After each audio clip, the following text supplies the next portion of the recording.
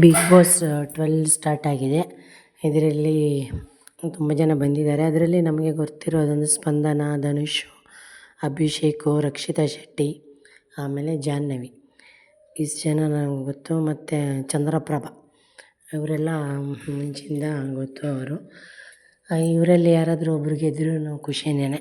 ಆದರೆ ಈ ಸಲ ಇದು ಇಷ್ಟು ಸೀಸನಲ್ಲಿ ಶ್ರುತಿ ಮಾತ್ರ ಗೆದ್ದಿದ್ದು ಹುಡುಗಿಯರಲ್ಲಿ. ಈ ಸಲ ಜಾಹ್ನವಿ ಗೆಲ್ಲಲಿ ಅಂತ ಅಂದ್ಕೊಂಡಿದ್ದೀನಿ. ಜಾಹ್ನವಿನೇ ಗೆಲ್ಲಬೇಕು ಅಂತ. ನಮ್ಮ ಚಾನಲ್ ಸಬ್ಸ್ಕ್ರೈಬ್ ಮಾಡಿ. Subscribe this channel. ಬಡ ಮಕ್ಕಳ ಶಾಲೆಯ ಸಲುವಾಗಿ ಈ ವಿಡಿಯೋ ಮಾಡುತ್ತಿದ್ದೇವೆ. ನಮ್ಮ ಚಾನಲನ್ನು ಸಬ್ಸ್ಕ್ರೈಬ್ ಮಾಡಿ, ನಮಗೆ ಸಪೋರ್ಟ್ ಮಾಡಿ. ಜಾಹ್ನವಿ ಗೆದ್ದರೆ ಒಳ್ಳೆಯದು. ಮತ್ತು ಗಿಲ್ಲಿನೂ ಇದೆ, ಅವನು ಹಾಸ್ಯ ನಟರಲ್ಲಿ ಗಿಲ್ಲಿ ಮತ್ತು ಚಂದ್ರಪ್ರಭಾ ಇಬ್ಬರು ಬಂದಿದ್ದಾರೆ. ಜಾಹ್ನವಿ ಮತ್ತು ಧನುಷ್. ಇದರಲ್ಲಿ ಧನುಷ್, ಜಾಹ್ನವಿ ಗೆದ್ದರೆ ಒಳ್ಳೆಯದು. ಆದರೆ ನಿನ್ನೆ ರಕ್ಷಿತಾ ಶೆಟ್ಟಿನ ಹೊರಗಡೆ ಕಳಿಸ್ಬಿಟ್ಟಿದ್ದಾರೆ. ಫಸ್ಟ್ ಡೇನೇ ಎಲಿಮಿನೇಷನ್ನು ಏನೋ ಗೊತ್ತಿಲ್ಲ, ಎಲಿಮಿನೇಷನ್ ಮಾಡಿದ್ದಾರೆ. ಅದು ಯಾಕೆ ಮಾಡ್ತಾಯಿದ್ದಾರೆ ಅಂತ ಗೊತ್ತಿಲ್ಲ. ಅವಳು ಮತ್ತೆ ಒಳಗಡೆ ಬರ್ತಾಳಾ ಅಥವಾ ನಿನ್ನೆನೇ ಹೊರಟೋಗ್ಬಿಟ್ಲಾ ಅದು ಗೊತ್ತಿಲ್ಲ ಇವಾಗ. ಆದರೂ ಪಾಪ ಚಿಕ್ಕ ಹುಡುಗಿ ಇದ್ದರೆ ಒಳ್ಳೆಯದಾಗಿತ್ತು. ಕನ್ನಡ ಅರ್ಧಂಬರ್ಧ ಕನ್ನಡ ಮಾತಾಡ್ತಾಯಿದ್ಲು, ಚೆನ್ನಾಗಿ ಒಂಥರ ಎಂಟರ್ಟೈನ್ಮೆಂಟ್ ಆಗಿತ್ತು. ಅವಳನ್ನೇ ಕಳಿಸ್ಬಿಟ್ಟಿದ್ದಾರೆ ನಿನ್ನೆ. ಅಂದರೆ ಮತ್ತೆ ಅವಳು ವಾಪಸ್ ತಗೋತಾರೋ ಇಲ್ವೋ ಗೊತ್ತಿಲ್ಲ. ಅದು ಫಸ್ಟ್ ಡೇನೇ ಎಲಿಮಿನೇಷನ್ ಮಾಡಬಾರ್ದಾಗಿತ್ತು. ಯಾಕಂದರೆ ಪಾಪ ಬಂದಿರ್ತಾರೆ, ಅಟ್ಲೀಸ್ಟ್ ಒಂದು 7 ಡೇಸ್ ಇದ್ದು ಹೋದರೆ ಅವರಿಗೆ ಒಂಥರ ಖುಷಿಯಾಗುತ್ತೆ. ಆದರೆ ಅವರು ಎಲಿಮಿನೇಷನ್ ಮಾಡಿಬಿಟ್ಟಿದ್ದಾರೆ. ಆ ಥರ ಮಾಡಬಾರ್ದಾಗಿತ್ತು. ಏನೋ ಚಿಕ್ಕ ಹುಡುಗಿ ಅಂತ ಎಲ್ಲರೂ ಕೂಡಿ ಅವಳನ್ನೇ ಕಳಿಸ್ಬಿಟ್ಟಿದ್ದಾರೆ ಅನಿಸುತ್ತೆ. ಆದರೆ ಇವಾಗ ಎಲ್ಲರೂ ಜಾಹ್ನವಿಗೆ ಸಪೋರ್ಟ್ ಮಾಡಿ, ಜಾಹ್ನವಿನೇ ಗೆದ್ದರೆ ಒಳ್ಳೆಯದು.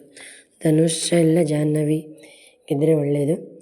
ಚಂದ್ರಪ್ರಭಾ ಗೆದ್ದರೂ ಪರವಾಗಿಲ್ಲ. ಆದರೆ ಜಾಹ್ನವಿ ಯಾಕಂದರೆ ಎಷ್ಟು ವರ್ಷದಲ್ಲಿ ಯಾರನ್ನು ಹೆಣ್ಮಕ್ಳು ಗೆದ್ದಿಲ್ಲವಲ್ಲ, ಅದಕ್ಕೆ. ಆದರೆ ಈ ಸಲ ಇದು ಬಿಗ್ ಬಾಸ್ 12 ಬಿಗ್ ಬಾಸ್ ಮನೆ ಒಂಥರ ಮೈಸೂರು ಪ್ಯಾಲೇಸ್ ಥರ ಮಾಡಿದ್ದಾರೆ. ತುಂಬ ಚೆನ್ನಾಗಿ ಅಲಂಕಾರ ಮಾಡಿದ್ದಾರೆ, ಪರವಾಗಿಲ್ಲ.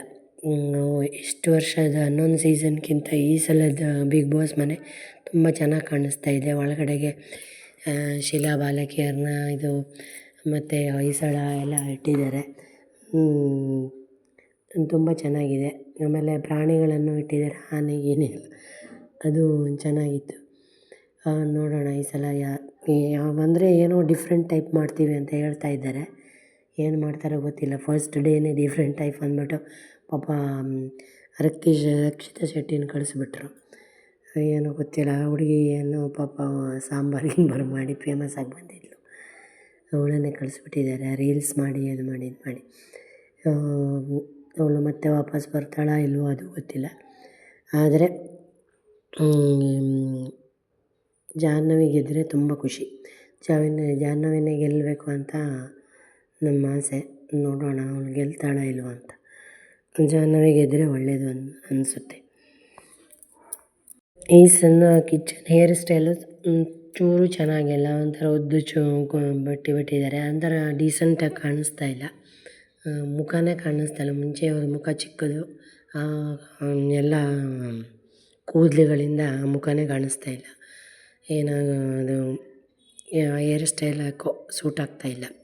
ಆದರೆ ಅದೇನೋ ಯಾವುದೋ ಪಿಕ್ಚರ್ ಸಲುವಾಗಿ ಹೇರ್ ಸ್ಟೈಲ್ ಮಾಡಿದಾರೋ ಏನೋ ಗೊತ್ತಿಲ್ಲ.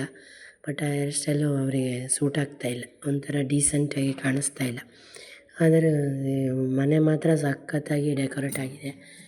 ಅಲ್ಲಿ ಲೈಟಿಂಗ್ಸು, ಅಲ್ಲಿರೋ ಎಲ್ಲ ಚಿತ್ರಗಳು, ಅದು ಇದು ಎಲ್ಲ ತುಂಬ ಚೆನ್ನಾಗಿ ಮಾಡಿದ್ದಾರೆ. ಪರವಾಗಿಲ್ಲ. ನೋಡೋಣ ಯಾರು ಗೆಲ್ತಾರೆ ಅಂತ. ಆದರೆ ನೀವೆಲ್ಲರೂ ಜಾಹ್ನವಿಗೆ ಸಪೋರ್ಟ್ ಮಾಡಿ. ಜಾಹ್ನವಿನೇ ಗೆಲ್ಲಿ ಈ ಸಲ. ಯಾಕಂದರೆ ಇಷ್ಟು ವರ್ಷ ಯಾರು ಹೆಣ್ಮಕ್ಳು ಗೆದ್ದಿಲ್ಲ. ಶ್ರುತಿ ಆದಮೇಲೆ ಯಾರು ಹೆಣ್ಮಕ್ಳು ಗೆದ್ದಿಲ್ಲ. ಸಂಗೀತ ಶೃಂಗೇರಿಗೆ ನಾವು ಫುಲ್ ಸಪೋರ್ಟ್ ಮಾಡಿದ್ವಿ. ಶೃಂಗೇರಿ ಸೀಸನಲ್ಲಿ ಸಂಗೀತ ಶೃಂಗೇರಿಗೆ ಮತ್ತು